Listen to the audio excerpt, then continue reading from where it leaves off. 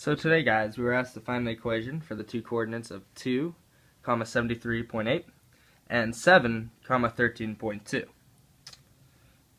This is going to be number 53 in section 4.4 in the book.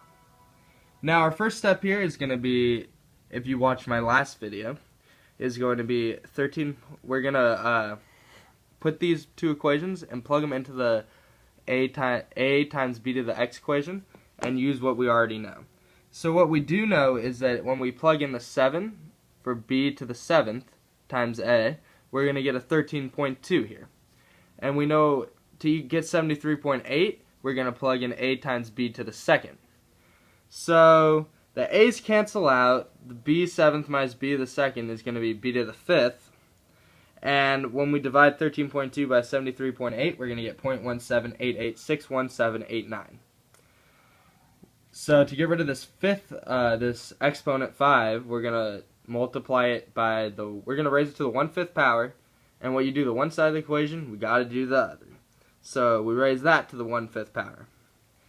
When we raise that to the 1/5 power, we get b is equal to 0.708767041. We now know our b part of the a times b to the x equation. So we go down here, now we have a times 0.708767004 to the x. And now we can plug back in one of our points and find our a value. So when we plug in 2, we know that it has to equal 73.8. So we're going to put 73.8 equals a times 0.708767004 to the second. We're then going to get a alone, we're going to divide this into the 73.8. When we divide that into the 73.8, we'll get our a value of 146.909.